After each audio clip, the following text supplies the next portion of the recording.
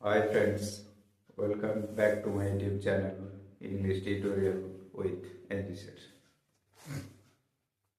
আজকে আমরা Riders to the sea এই নাটকটা থেকে একটা অত্যন্ত গুরুত্বপূর্ণ কোশ্চেন এই ভিডিওতে আলোচনা করব। এই কোশ্চেনটা 2026 উচ্চ মাধ্যমিক ফাইনাল পরীক্ষা আসার সম্ভাবনা অত্যন্ত প্রবল। যারা সেমিস্টার 4 ক্লাস 12-এ বসতে চলেছ তারা অবশ্যই ভিডিওটা প্রথম থেকে শেষ পর্যন্ত দেখবে এবং ভালো লাগলে অবশ্যই লাইক শেয়ার কমেন্ট করবে আর চ্যানেলটি সাবস্ক্রাইব করে রাখবে। চলো দেখা যাক আজকের ভিডিওটা কি টপিকস নিয়ে আলোচনা করছি। তোমরা দেখতে পাচ্ছ কোশ্চেনটা হচ্ছে, what role does the sea play in riders to the sea by J.M. Sage। Riders to the sea এই নাটকে সমুদ্রের ভূমিকাটা কি, সমুদ্রকে আমরা কি হিসাবে দেখতে পাচ্ছি। লেখক বা নাট্যকার এই সমুদ্রকে কিভাবে কল্পনা করেছেন সেই পয়েন্টগুলো আমাদেরকে তুলে ধরতে হবে। চলো শুরু করি অ্যান্সারটা। In Riders to the Sea নাটকের নাম, the sea is not just a natural background but an active force।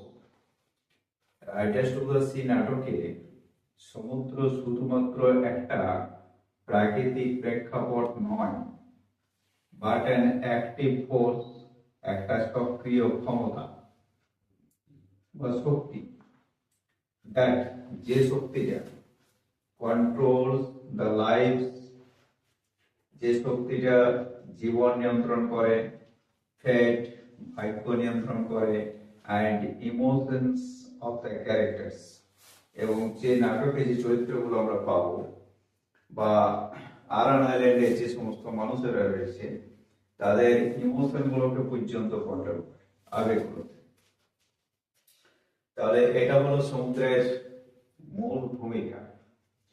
এরপর আমরা বিস্তারিত রূপ দিচ্ছি নাটকের রেফারেন্স দিয়ে। The sea plays the dual roles. নাটকে আমরা দেখতে পাচ্ছি সমুদ্রকে দ্বৈত ভূমিকায়। দ্বৈত ভূমিকায় কি কি? বোথ অ্যাজ এ সাস্টেনার, একজন জীবনদাতা হিসাবে, অ্যান্ড এ ডেস্ট্রয়ার, এবং জীবন গ্রহীতা হিসাবে। কিভাবে জীবন দেয়? People of Aran island depend on sea. আরান আইল্যান্ডের লোকেরা সমুদ্রের উপর নির্ভর করে ফর দেয়ার লিভিং, তাদের জীবিকার জন্য, ফুয়েল জ্বালানির জন্য, অ্যান্ড কমিউনিকেশন যাতায়াতের জন্য। বাট অ্যাজ এ ক্রুয়েল পাওয়ার, কিন্তু একটা নিষ্ঠুর শক্তি হিসাবে, দ্য সি সমুদ্র টেকস অ্যাওয়ে, সমুদ্র ছিনিয়ে নেয় দেয়ার লাইফ, তাদের জীবন। কিভাবে? নাটকের রেফারেন্স দিয়ে আমরা বলবো, মরিয়া loses all her males. Maurya main character in the play, সে তার সমস্ত পুরুষ সদস্যদেরকে হারিয়েছে টু দ্য সি, কোথায়? সমুদ্রে। দাস এইভাবে the sea becomes a symbol of death and sorrow, সমুদ্র মৃত্যু এবং দুঃখের সংকেত হিসাবে কাজ করছে। Second point, again the sea represents fate, সমুদ্র ভাগ্যের সংকেত হিসাবে কাজ করছে, নিয়তি। কিভাবে? Maurya fails to stop Bartley from going to the sea. Maurya বহুবার চেষ্টা করেছিল বার্টলিকে আটকানোর জন্য সমুদ্রে যাতে না যায়, কিন্তু সে ফেল করে, ব্যর্থ হয়। দিস শোজ, এইটা প্রমাণ দেয়, the sea decides the fate of human beings.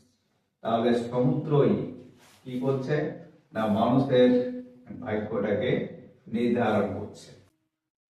এরপর আমরা বলবো the sea is more powerful than human emotion, prayers and resistance।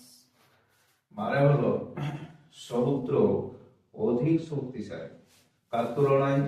না মানুষের আবেগ, প্রার্থনা এবং প্রতিরোধ এগুলোর চাইতে সমুদ্র হচ্ছে অনেক বেশি ক্ষমতাবান। কিভাবে আমরা প্রমাণটা দেব? না মরিয়া ফাইনালি অ্যাকসেপ্টস, এটা কি হবে?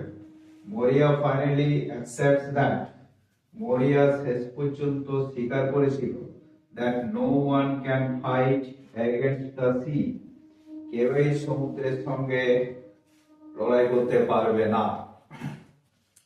The sea represents the power of nature, সমুদ্র প্রকৃতির শক্তি হিসাবে কাজ করছে। কোন জায়গায়? ওভার হিউম্যান লাইফ, মানুষের জীবনের উপর। হ্যাভিং লস্ট অল মেলস, সমস্ত পুরুষকে হারিয়ে মরিয়া অ্যাকসেপ্টস দ্য সিজ পাওয়ার কামলি, মরিয়া সমুদ্রের ক্ষমতাকে শান্তভাবে স্বীকার করে। দ্য সি লিডস হার, সমুদ্র তাকে নিয়ে যাচ্ছে কোন দিকে? না from her fear and grief, তার ভয় এবং দুঃখ এই দুটো জায়গা থেকে সমুদ্র তাকে লিড করে নিয়ে যাচ্ছে কোন দিকে? টু রেজিগনেশন, আত্মসমর্পণের দিকে, অ্যান্ড আন্ডারস্ট্যান্ডিং, তার উপলব্ধির দিকে। তার মানে মরিয়া শেষ পর্যন্ত উপলব্ধি করতে পেরেছিল যে সমুদ্রকে ওভারটেক করতে কেউ পারবে না, এটা হচ্ছে পাওয়ার অফ নেচার, তাই সে সমুদ্রের সামনে আত্মসমর্পণ করেছিল। তাহলে এই হলো কোশ্চেনটার পূর্ণ আলোচনা। আশা করি বুঝতে পেরেছো। কোশ্চেনটা ভালোভাবে রেডি করে নেবে, most important for final 2026 HS exam. আজকের ভিডিওটা এই পর্যন্তই। ভালো লাগলে অবশ্যই লাইক শেয়ার কমেন্ট করবে। সকলকে ধন্যবাদ।